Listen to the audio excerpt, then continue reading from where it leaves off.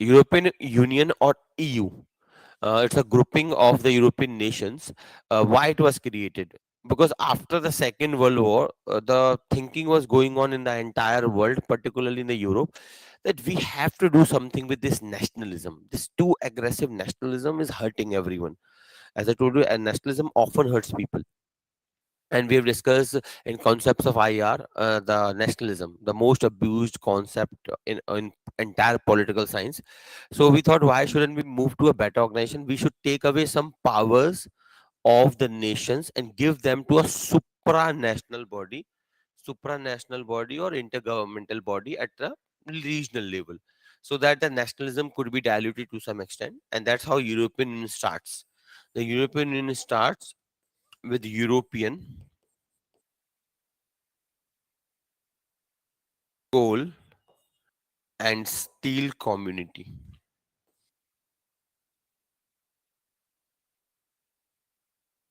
Why European coal and steel community? The simple reason was because coal and steel are often used for weapon manufacturing. Coal and steel, say you make steel, you make stainless steel, you make weapons. So we decided the things that were used to make weapons will now be used for peace. This is the approach that we know already in the theories of IR. Functionalism. David Mitrani.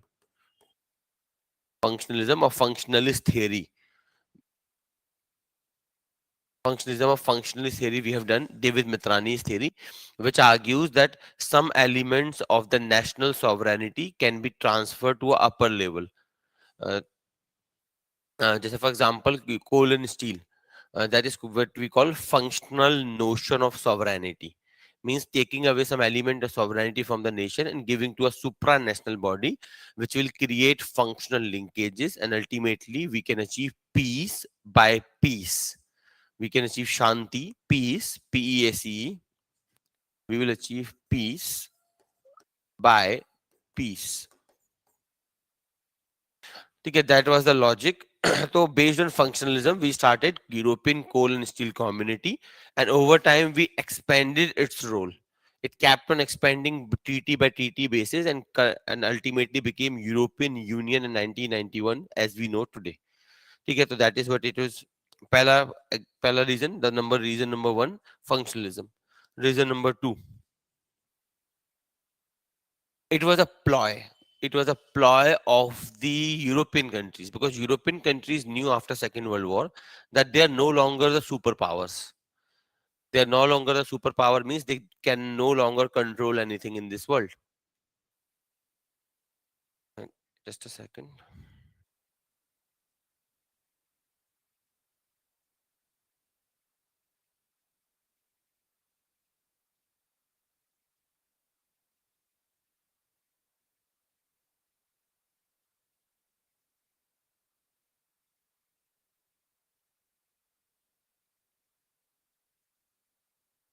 So they decided that they are no longer the superpower, but they are no longer a superpower. USA is a superpower. USSR is a superpower.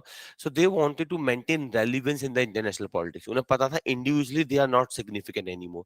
जैसे for example, I.K. Gujral, India's prime minister. I.K. Gujral had popularly said that UK, United Kingdom, is a third-rate power, not worth cultivating. He said this, that UK is a third-rate power, not worth cultivating. It may be a superpower in 19th century when it was controlling more or less the entire world through its empire, but that's okay. It was maybe a time, but now it is a third-rate power, not worth cultivating. After Second World War, even the European country understood this. They understood that we may no longer be significant in the world politics, but if we want to maintain the world significance, if we want to maintain the control over the world politics, then we all must come together. Individually, no European country is anything. Nowadays, European countries are not very significant in the world individually, but collectively, as a European Union, they still hold the might.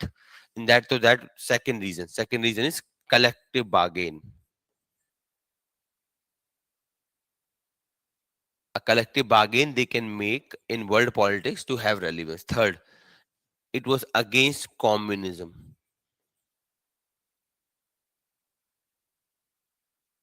Because initially the belief among the European country was that communism is a very severe threat to our sovereignty, and communism may over time engulf entire Europe. As Eastern Europe mein after Second World War, there was communism which Russia installed because Russian forces were present in the Eastern Europe, so they installed communism. But Western Europe mein communism was not there. It was a capitalist bloc, and they were scared that it may be a possibility that communism can eat up. So that's why they thought, why shouldn't we all come together, help each other against communism? Okay, that was third reason. Fourth reason, it was US's push. US also encouraged the European countries to come together, of course, particularly with respect to communism, but also to maintain its significance. And that's how the alliances came into being, NATO and other kind of alliances. But these were the reasons to make European Union. Reason number one, to dilute excessive nationalism, a believer of functionalism, David Mitrani. Reason number two, collective bargain in the world political affairs. Reason number three, collective fight against communism and the US's push. So these were the four prime reasons for which European Union was created, starting with European coal and steel community.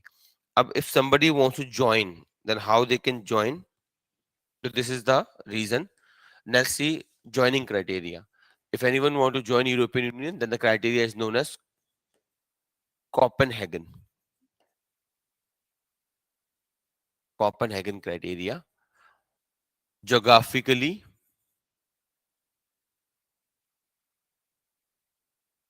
the country must be the part of Europe. So it means India and other countries can never become the member of European Union because we are not the part of European continent. So to become member of European Union, you must be the part of European continent.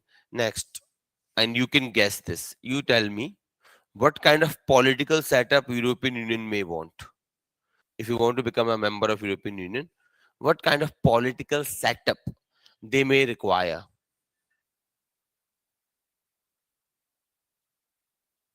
Of course, democratic, common sense. That is what they are fighting for. And you can guess other one also. What kind of economic setup is required?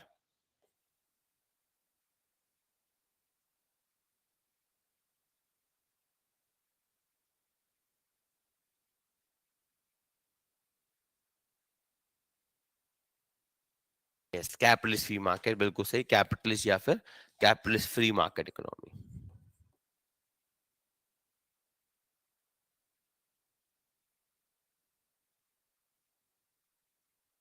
So this is what we call Copenhagen. Yes, neoliberal capitalist free market economy.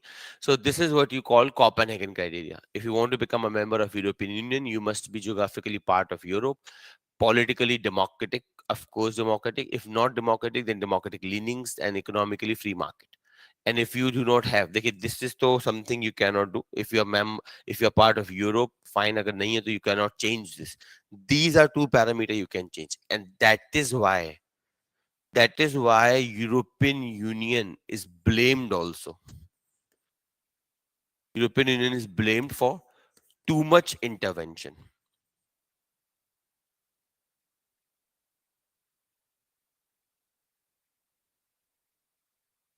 You have to remember this.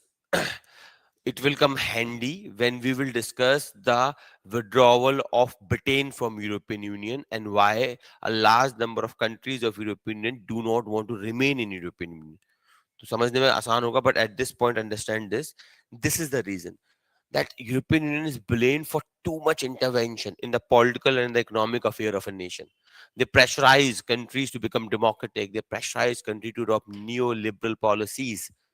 And some countries resent that control. One of the primest reason of the Britain to come out of the European Union was this one. Britain wanted political independence and economic freedom.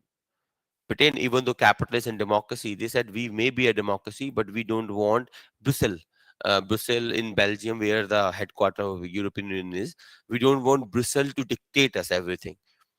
Same economic reason. That's why there are two kind of countries in European Union. That comes to the third point. So we have seen why European Union and how to join. Now, there are two kind of countries in European Union. One are known as Europhobic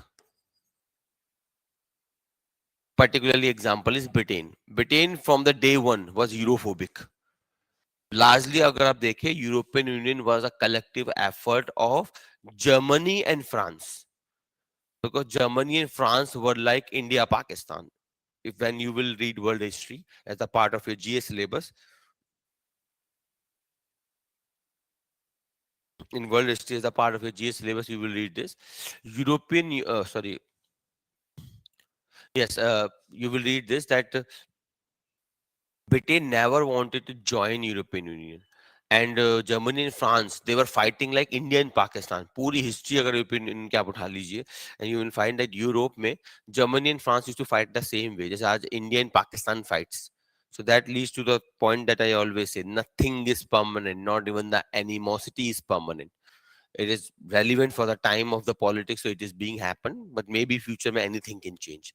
Having said that, so Germany and France thought that we have fought too much. अगर देखें both world war में Germany and France were on the upper side, opposite sides, and the reason the world war initiated was Germany and France particularly. So they thought we have lived with too much anger, we have lived with too much hate, we have had numerous wars, including two world wars. Let's end this animosity. Let's become friends. Let's give a chance to friendship also.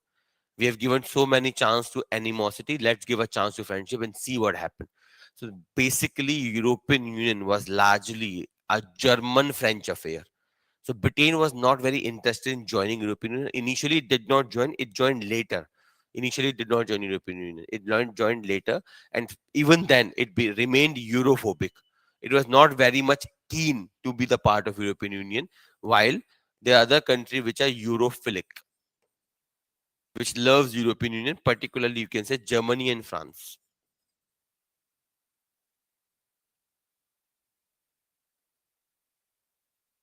Germany and France are particularly Europhilic. Europhobic is particularly your Britain. Because these are the three things we need to know about European Union. The reason for forming, the criteria for joining. ठीक है. And then there are some TTs आप कर लेना. There is nothing much there. Now let us do the nature of European Union, or the three pillars of European Union. Next things, three pillar of European Union.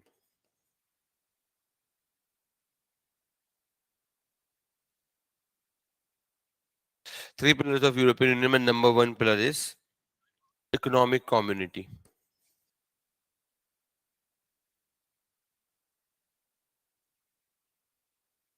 The European Union is economic community, collective economic community. Second is security and defense.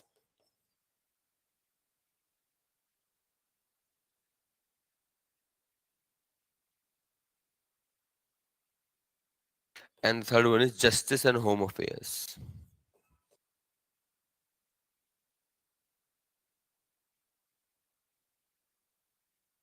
So these are three pillars of European Union. That economic community, we all will develop economic community. जैसे हो चुका है, European Union has a single currency. It has a common market. It has a common customs union. So it is an economic community. Now it is increasingly moving toward other. मतलब European Union is the final point of integration. The different point of integration that we know. In this case, for example, you have PTA.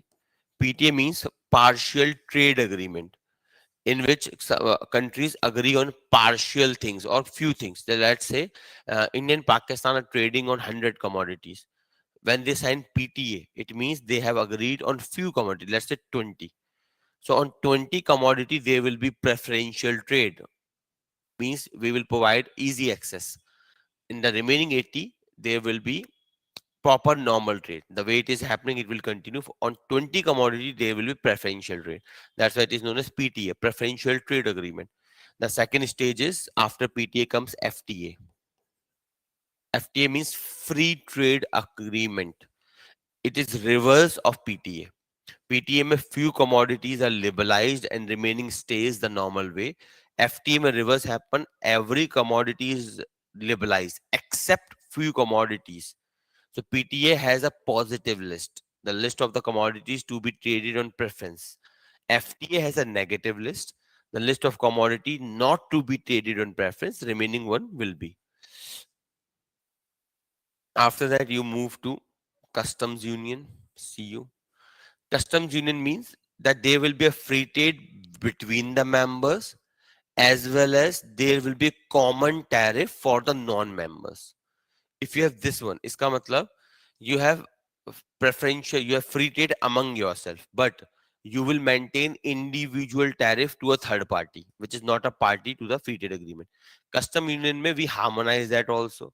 It means you have a free trade agreement within yourself, plus you maintain common tariff for a third country. After this comes economic union. Economic union is largely the, you can say, last stage of integration. Uh, it basically means that you have a free trade agreement within yourself. You maintain common tariff for the third country, as well as you allow free movement of labor and capital. If there is free movement of labor, जैसे Europe में होता है, Europe में it is known as Schengen area. Example, Europe में if you want to make, it is known as Schengen area. Schengen is a place in Europe on where this treaty was signed. Schengen area. Not all members of European Union have agreed to all pillars of European Union. There is a varying degree of integration. Some countries are completely integrated, like Germany, France, and erstwhile Britain. They were completely integrated. Some countries were partially integrated, which are the member of European Union, but they are not the member of every European Union treaty. So there are numerous treaties within European Union. If you want to become a member, becoming a member only is not the sufficient condition. You have to sign other treaties also over time to have stronger integration. So not all European countries which are the member of European Union are the member of Schengen area. Schengen area is an area of free movement. So if you're a member of Schengen area, your residents, your citizens can move throughout the Schengen area without any visa, without any passport. They can work in any country, they can reside in any country, they can start a family in any country. That is called Schengen area. Not all countries are the member of Schengen area. So it's an example of European, it is an example of economic union. So let me repeat again, PTA, where you have trade on few commodity on preference remaining on normal. FTA is opposite of PTA, where you have a free trade on every commodity except few commodity which you want to preserve, negative list. Custom union, where all countries who have free trade agreement, they sign a treaty and say we will maintain common tariff for non-members. Third, आपका next is fourth, sorry, economic union, where not only we have free trade agreement within ourselves, or we maintain same customs tariff for non-member, plus we have free movement of labor and capital. That is economic union. And the last stage is fiscal union. This is the last level of integration. European Union has achieved this level. Only regional organization with a fiscal union is European Union. It became after, if you remember, we discussed 2008 crisis. इसी nature का एक और crisis हुआ था जिसे pigs crisis कहते हैं, which will discuss later.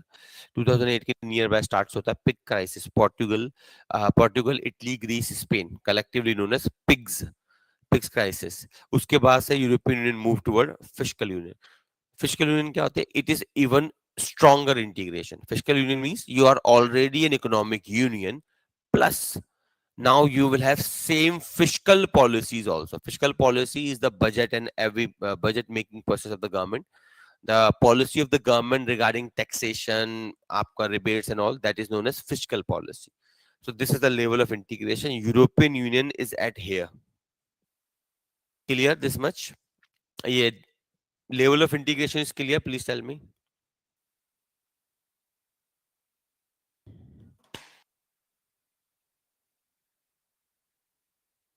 ठीक है, fine है. So European Union has these three pillars: an economic community, security and defense, and justice and home affairs. So we have seen the purpose of European Union, why it was made. Then we saw the Copenhagen criteria to join European Union. Okay, then we saw types of country: Europhobic, Europhilic, and then we have seen pillars of European Union and that range of integration. Double majority अभी आएंगे. अभी we will do the treaties, उसमें आएंगे. Don't worry. थोड़ी देर में करते हैं. Now let us look at EU institutions.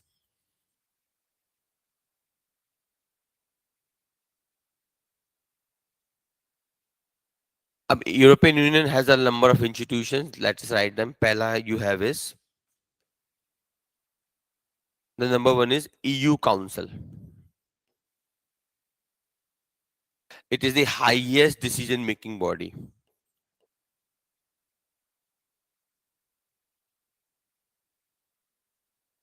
It is a summit level body and highest decision making.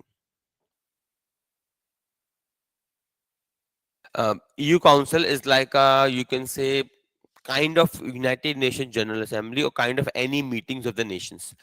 So EU Council, highest decision making body, summit level body, where the head of the states or government, whatever may be the case, the head of the states, in case of presidential, otherwise parliamentary head of the government, they all come together in this council. They discuss, they discuss and debate, and they evolve policies that has to be followed by the European Union. Next is European Commission.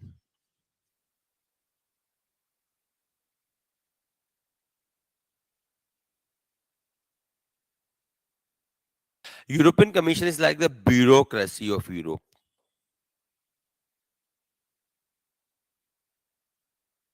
European Commission is like a bureaucracy. It has its own president known as European Commissioner, and it is a kind of bureaucracy. It basically implements. You take decisions here and it implements. It also implements other decisions because bureaucracy का role यही होता है. Bureaucracy just implements the political will, the will of the people represented. Next is Council of Council of Europe.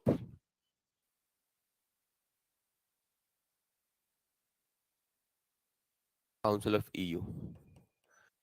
It is like Council of Ministers. जैसे आपके case में होता है for example national level पे you choose your MPs into the parliament or the Lok Sabha in India's case, and some of the MPs becomes the minister, and all the ministers put together is known as Council of Minister, which is the government that you know. So similarly, they have Council of European Union. It is chosen by the people particularly, and then they have European Parliament. That's a big thing. It's very significant to have a parliament at a regional level. European Parliament, just like the parliament you have in India, it is a parliament at a regional level. So whatever the subjects or the power has been given to European Parliament under various treaties, European Parliament can legislate, discuss, and debate on those measures. That is European Parliament. Similarly, you have European Bank. आपको European bank है आपके पास. Bank to coordinate the regional level banking activities. You have European Court, the institution of justice at the level of region. Similarly, you have European auditors like CAG in India to audit the accounts.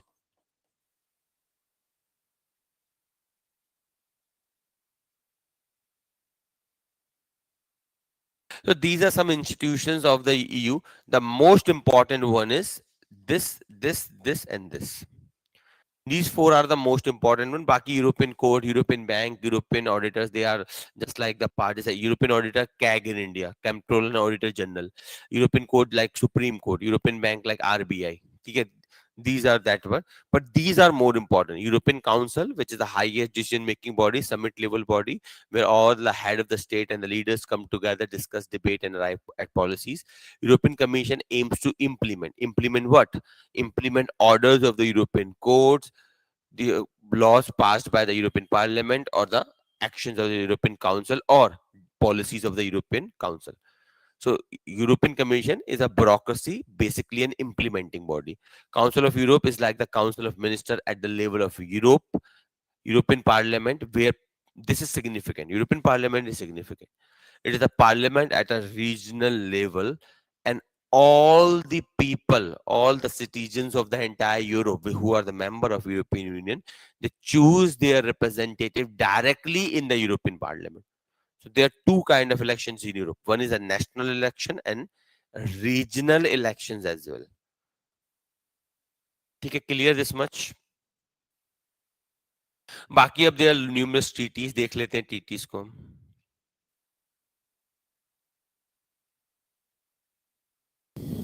चलिए आगे बढ़ते हैं। So we have seen the purpose, the we have seen the purpose of European Union, the types of country, Europhobic, Europhilic, the three pillars of European Union.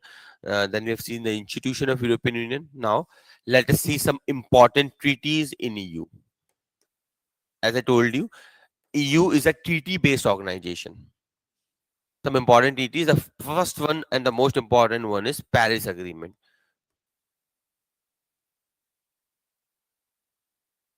which laid the foundation of European coal and steel community, the first organization to be created in Europe.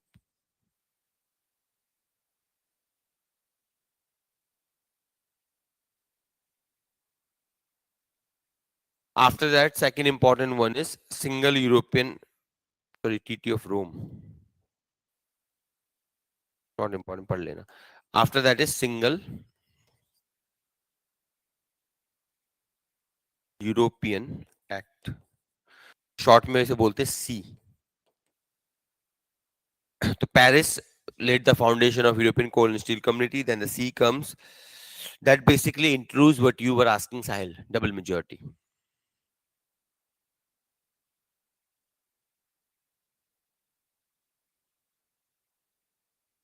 Double majority, also known as qualified majority.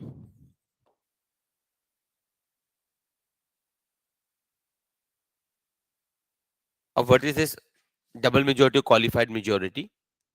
This is very, very significant because before the C or the Single European Act, all the decisions of the European Union were taken by consensus of all the members. It was like, you can say, League of Nations of early, at regional level, League of Nations. So it was taking action, it was taking a decision, but consensus. But having everyone agreed on everything is virtually impossible. That's why even we have democracies in the world which are majoritarian democracies. There is no democracy in the world which works on the principle of consensus, because consensus ho hi nahi sakta. People are so different that it doesn't matter the issue. You will always find one or two people who will argue against, which are necessary also, but nonetheless. So to avoid this drama of consensus, because you cannot have consensus every time. And remember, European Union is the only organization in this entire world where they have decisions by majority system, and that's called double majority or qualified majority. It basically means that any action, any law in European Parliament or whatever to be passed must represent 55%. 55% of the members must vote in favor of the proposal, which should also represent around 65% of population. That's why it is called double majority or qualified majority. Means any action to be passed in the European Union must be voted upon by 55% of the member. Let's say you're passing a law in European Parliament. So for that, 55% of the member of the European Parliament must vote in favor at least, and that 55 members must also represent the 65% population of the entire Europe. That is called double majority or qualified majority. And it was introduced by C, a single European Act. Clear online people?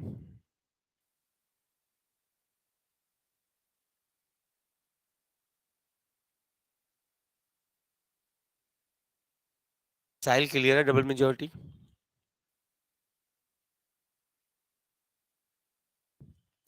ठीक है, fine है. अब next important treaty, the third one and the most important treaty is Maastricht Treaty. Spelling क्या है इसकी?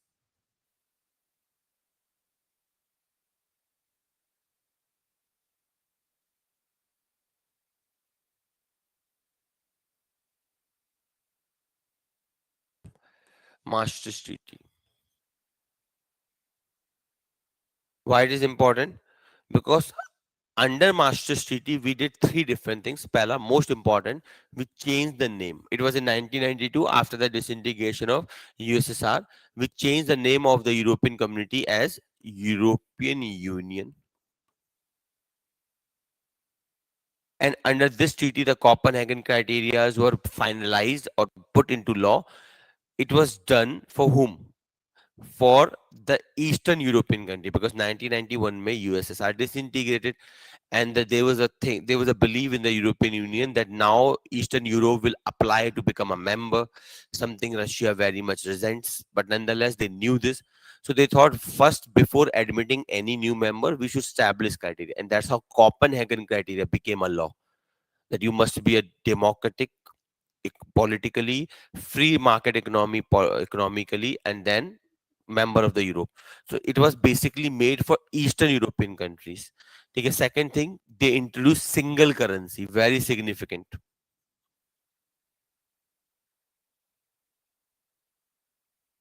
They do single currency known as euro.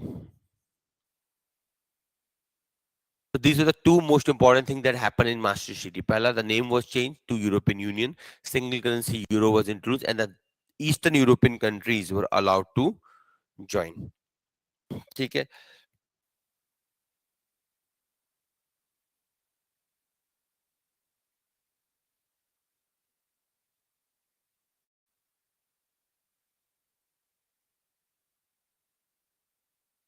चलिए, this is what we have. And the last हमारे पास last treaty और देख लेते हैं. मिसमन के बाद लास्ट है हमारे पास लिस्बन ट्रीटी. लिस्बन ट्रीटी में exit clause was introduced. If you want to exit European Union, how would you exit? The Lisbon Treaty provides that if any members want to withdraw, they must inform the European Commission. They will prepare a final draft, and then there will be negotiations that how you want to withdraw, what should be allowed, what should not be allowed. ये सारा debate and discussion होता है after you inform the European Union that we are looking to withdraw. That is the clause introduced by Lisbon Treaty. So these are the four most important treaty. Paris Agreement, which established European coal and steel community.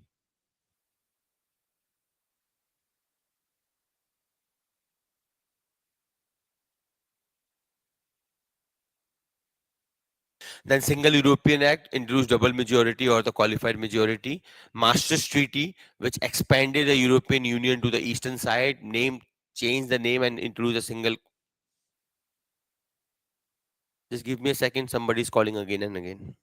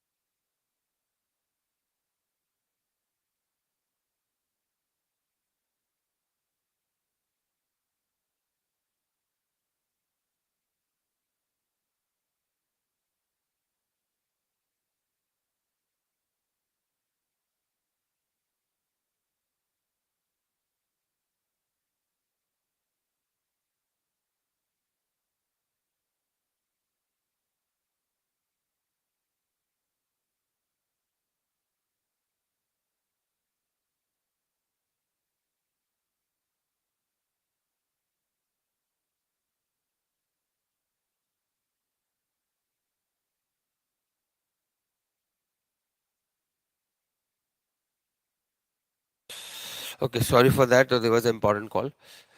Fine. So this is what we have so far. Now let us discuss the most important thing, that what we can gather from this EU experience. Pehli cheez, that we can understand that it is very hard to evolve a regional organization. It takes extraordinary patience, and most important, it takes extraordinary will. Example, Germany and France were fighting since antiquities. They are fighting for centuries. I think since Napoleon time they are fighting. After Treaty of Westphalia, you remember Napoleon emerged as the first challenge to Treaty of Westphalia as a supreme overlord. So since Napoleon time, they are fighting again and again. And Germany and France has a history of like India-Pakistan warfares. हमारा तब भी match नहीं करेगा because we have largely had bilateral warfare. So Russia-France war often translate into regional warfare, sometime two world wars. So Germany and France both showed extraordinary will to accept each other's suzerainty or sovereignty. Example, say India is also a member and Pakistan is also a member of a grouping known as SARC, South Asian Association for Regional Cooperation. We will do that later. Now, what is the issue with SARC? So one of the primest reasons SARC is a failed body is because of India and Pakistan. The last meeting of SARC, I think, took place in 2015 or 16, last week. Since then, there has not been even a single meeting of SARC. The SARC is a dead body as of today, if we speak. No meeting, no agenda, nothing is happening in SARC. It is just dead. And it was an attempt for regional development like EU. हमने सोचा we should develop a EU like model in India, in Indian subcontinent. Never happened. So अभी कैसे होगा India, in spite of being a bigger economy, in spite of being a bigger armed force or whatever, we should show humility to say, for example, in some issue we should give precedence to Pakistan. You lead.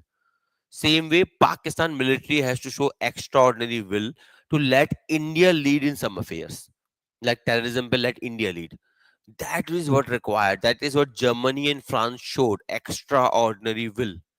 Plus, there was excessive push of capitalist bloc also, and all these things are absent in the case of SARC. Nahi there is any will. Extraordinary to chhodiye, there is no will between India and Pakistan to have any dialogue, let alone extraordinary will. Plus, there is no push factor. They said there is no threat of communism. They had a threat of communism, so they had to come together. They had the push factor of the US, who was pushing them to come together, like Marshall Plan that we discussed in Cold War. Mein. It was a US plan to invest in European countries, particularly Western European countries, to develop them and so that communism does not come there. So India has no danger, or Indian continent has no common danger. We have danger within ourselves, but we don't have a common danger like communism.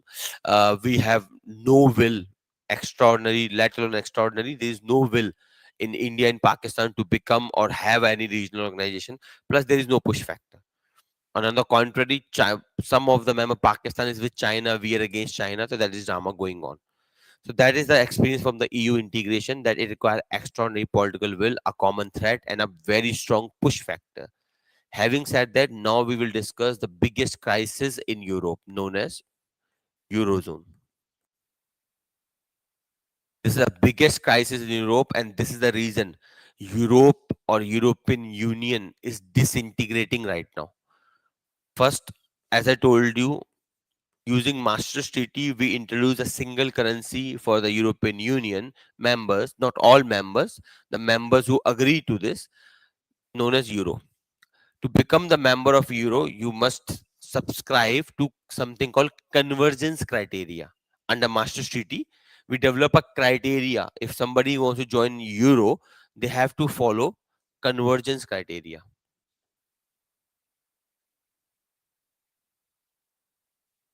So to join European Union, you must follow Copenhagen criteria. To join Euro, you must follow convergence criteria. What this criteria says, there are not lot of points. Primarily points are your fiscal deficit should be low.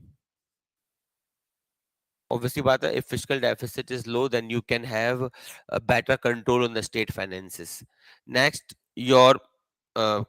deficit, your debt to GDP ratio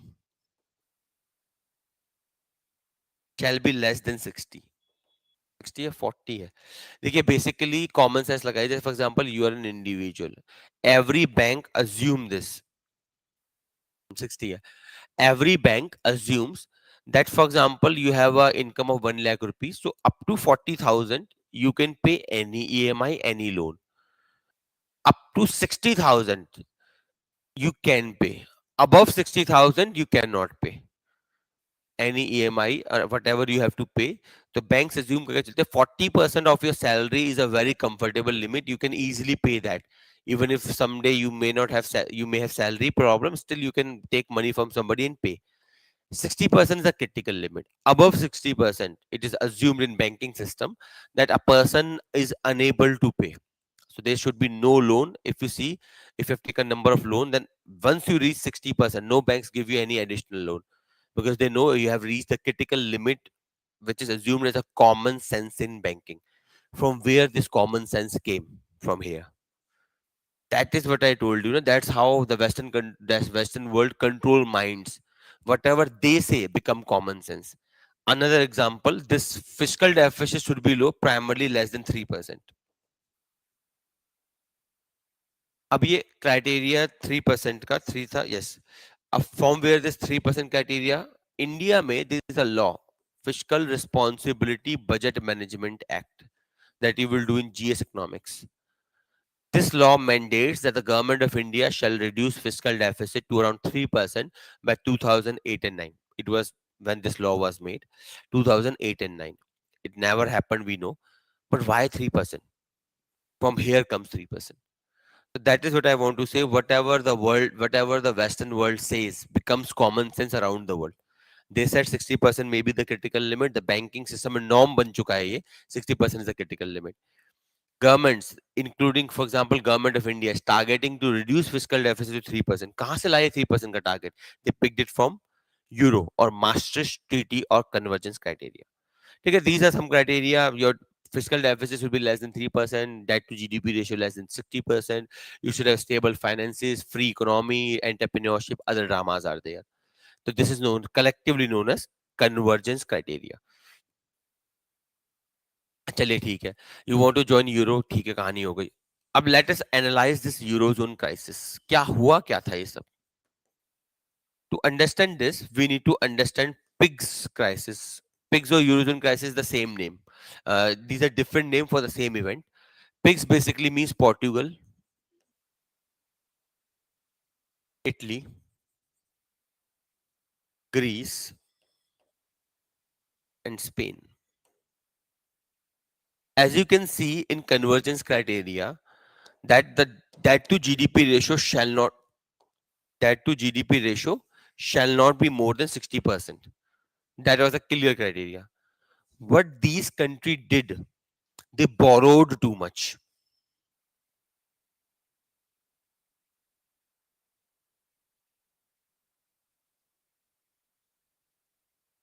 I hope you people remember 2008 crisis. याद है सबको? Everyone remember 2008 crisis? We discussed that and what it led to. The rise of xenophobia, the rise of soft dictators and all dramas. याद है? Janice, Kunapri and Sahil? याद है ना? Fine, ठीक है. Because keep that in mind. Keep that in mind and then understand this one. So 2008 में ही आपका 2008 में you got the subprime loan crisis in the US that led to the development of feeling of hatred of elites in the world, rise of xenophobia as you are hearing every day, crime against Indians and Chinese are increasing around the world, rise of soft dictators like Donald Trump is the reason and other people around the world. One of another reason for the rise of soft dictators, rise of right wing parties, hatred of elites, hatred of foreigners is pigs crisis. These two crises are the reason that we are seeing a disturbed world right now. What happened here? These countries borrowed too much. Jabki they were the member of Euro, and Euro may you have convergence criteria which says you cannot borrow more than 60% of your GDP. That to GDP ratio cannot be more than 60%. That was the logic there. They borrowed more than 100%. Some countries, I think Greece or Italy, Portugal, I think it had more than 120% of GDP. 120% GDP मतलब समझ रहे हैं? If you have 100 rupees as an income, you have borrowed 120 rupees. It's more than your capacity to repay. A question may emerge how they can do this. Jabki they were guaranteed they have to every member of Euro give their financial records to European Commission to analyze to see if something wrong is not going on. Wrong means some bad direction, economic decline is not coming there. How they did this? They manipulated their accounts.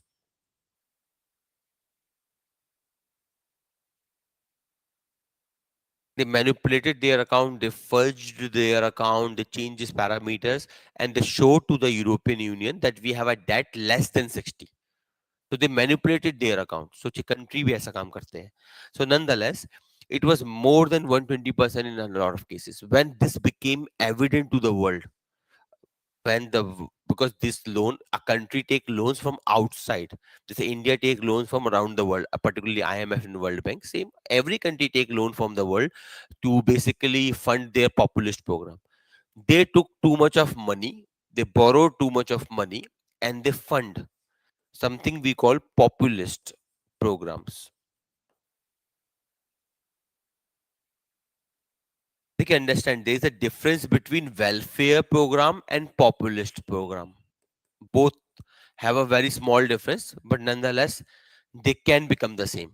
For example, I give food, I give food to the BPL category. That is welfare. I give free water to the BPL people who cannot afford water is a basic necessity of life. Just because you cannot pay, I cannot stop water supply to you. Nowadays, even electricity is becoming a basic part of life. So if I provide subsidy on electricity, subsidy on waters, I will provide food, ठीक है ये चलेगा. These are welfare program and governments are made for welfare. Populist program means when you launch a program which is beyond welfare. जैसे if I say I launch a program that I will provide free electricity to everyone, absolutely free, everyone, whether rich or poor, and entire electricity is free. जैसे India में what we provide right now is the limit 200 units of free electricity. That's okay, that's fine, and that is required also in this era of high inflation and declining economy, joblessness. And as RBI report highlights that India may for the first time savings have decreased to 6%. This all highlights that people are in stress. In that, if you provide free electricity, it lessens the burden on the people. Very good idea. But if you give electricity free to everyone to any amount, अभी क्या there is a limit 200 units of electricity. That's good because it is welfare program, and 200 units of electricity covers around 90% of population who use less amount of electricity. It leaves the 10% of population who use excessive amount of electricity, who are rich basically, so they must pay. But imagine you have a government who in order to win election only, just because elections are there, they give everything for free. That is called populist program. They hurt state finances and they hurt the country itself. This is what you call Revdi culture, as Prime Minister Modi said. Then he himself offered these kind of programs. Irony.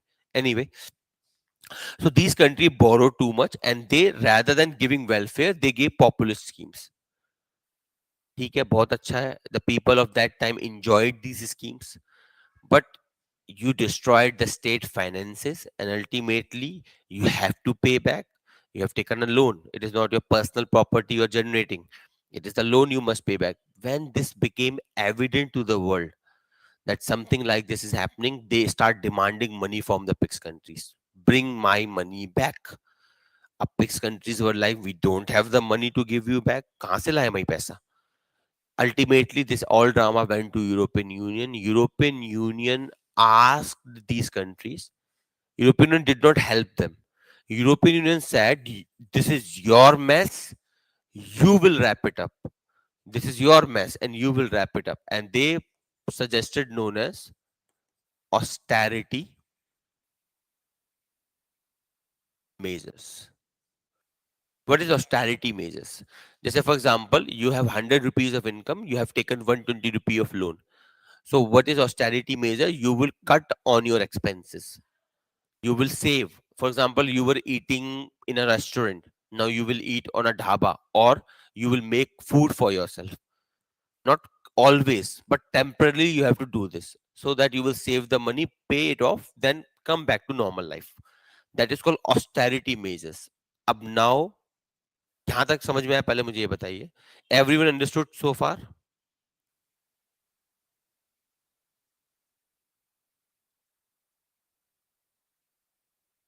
ठीक है. Now come a critical case. Understand this. In a democracy, we choose leaders and we choose them to fulfill our desires.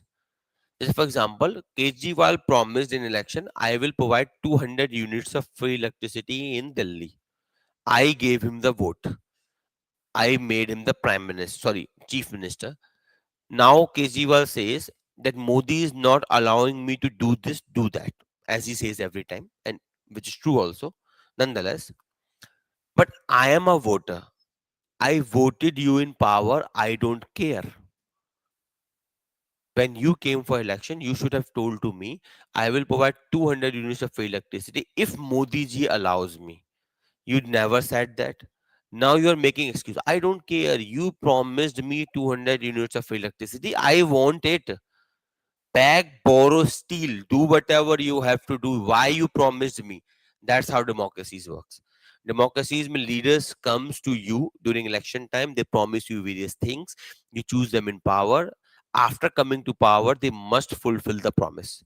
If they don't fulfill the promise, you throw them out in the next election. That is how simply this works. But but a problem came in Europe. The PIGS countries were mandated by the European Union to follow austerity measures.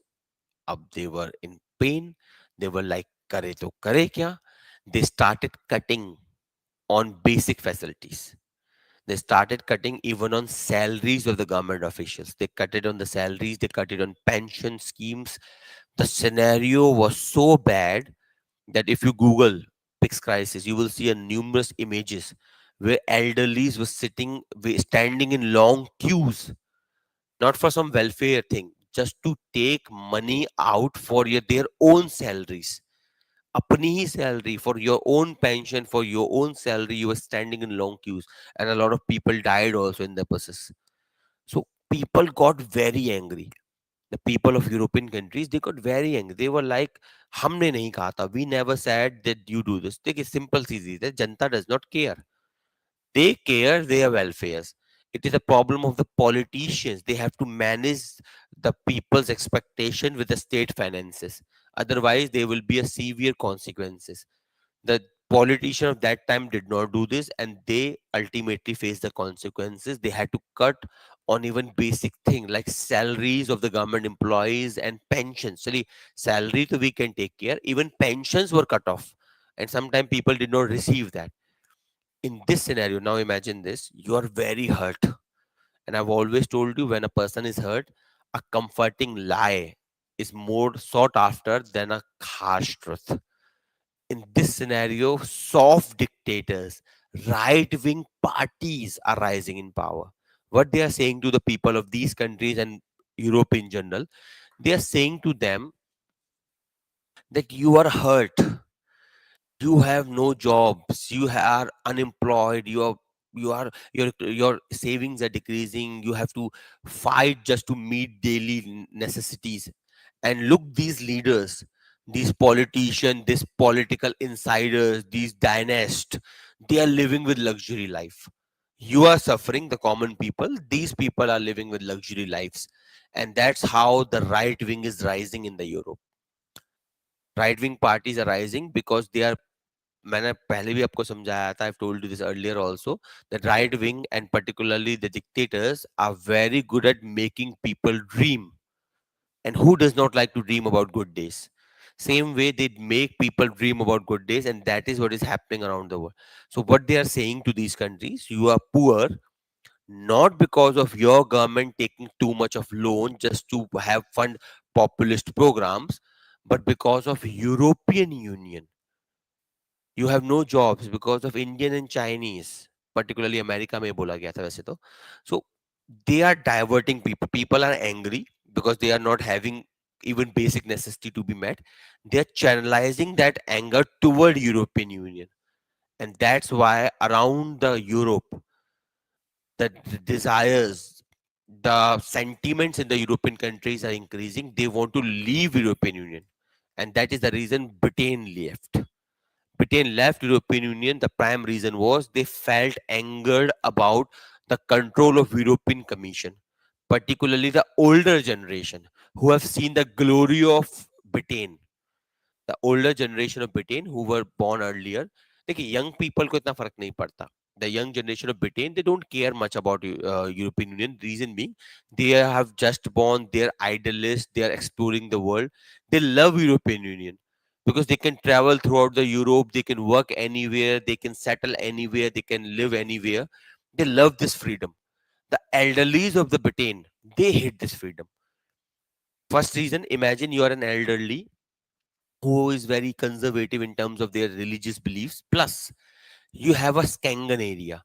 It means any person from the entire Europe can come and settle in your neighborhood, can get into love affair with your kids. You hate this.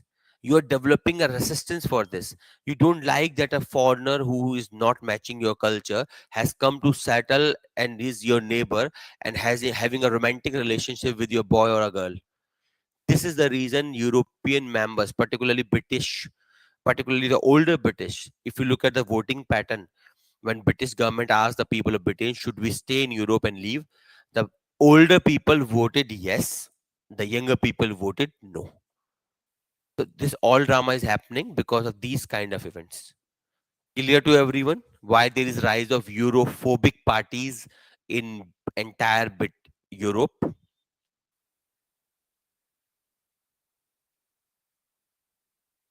बोले guys, clear? Any question, anyone's mind?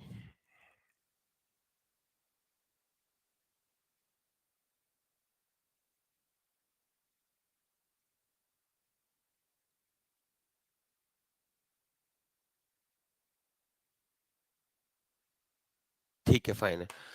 अब ये तो I have told you the event and the consequences of the Europe. Europe is disintegrating right now. Britain has left, and there are a lot of countries who are likely to leave, who are looking options to leave because the Europhobic parties are rising in power around the Europe. Right-wing parties, radical right-wing parties, who are promoting white Christian supremacy, who are basically targeting non-Christians, non-Europeans.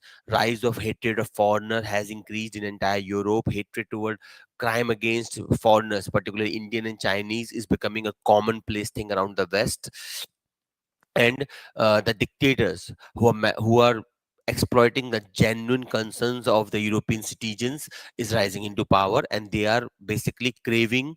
And chances ये है that soon more countries may leave European Union. अभी तो कोई leave नहीं कर रहा है, only Britain has left, but chances है if this thing keeps on going on, तो maybe things may happen. So that is what is the problem. Anyway, चलिए, now let us see what Farid Zakaria has to say about this. Farid Zakaria has analyzed this drama, and according to him, remember Farid Zakaria, the neoclassical realist? Farid Zakaria analyzed this event, and Farid Zakaria के मुताबिक the problem with Euro or Eurozone is it was launched with politics in mind and economics. The problem with Eurozone, it was launched with politics rather than economics in mind.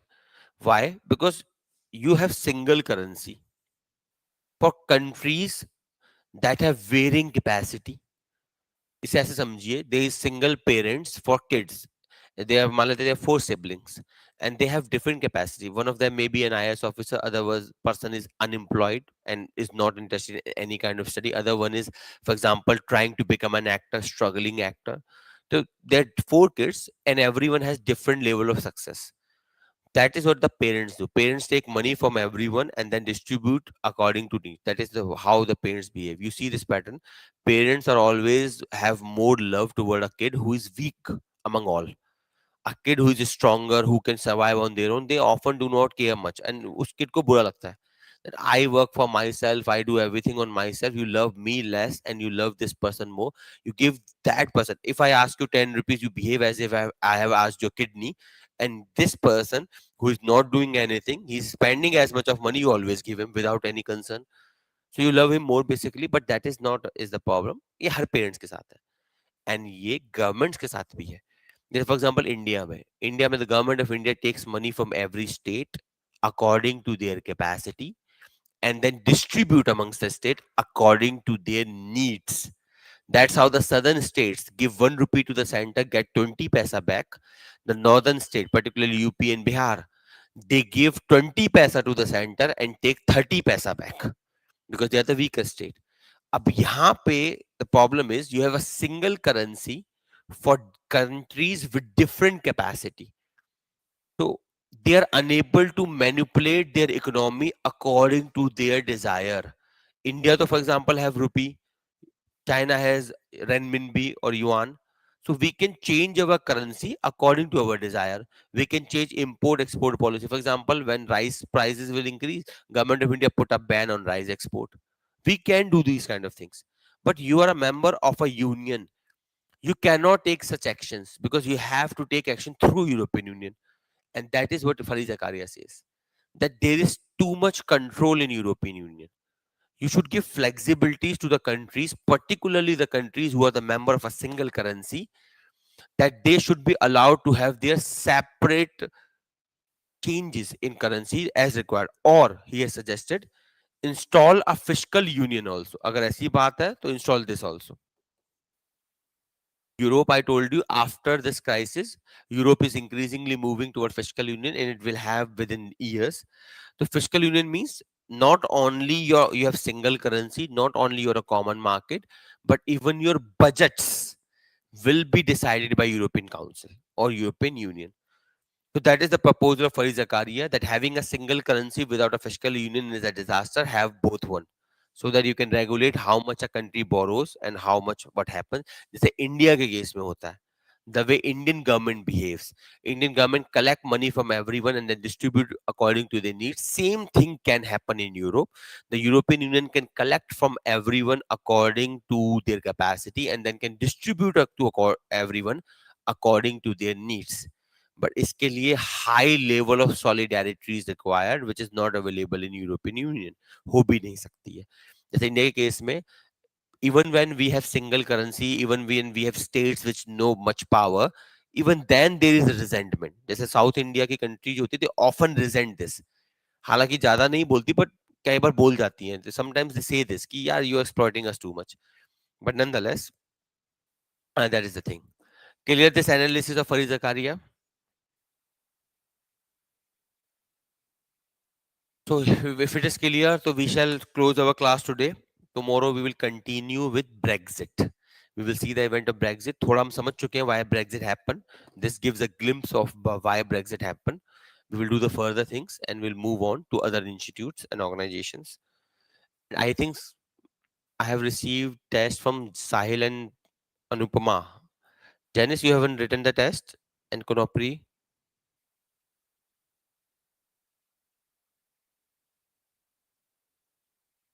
If you haven't, please write it down and send me. I am a bit busy but I will try to check. कोशिश कर रहा हूँ मैं कि कल से पहले check हो जाए.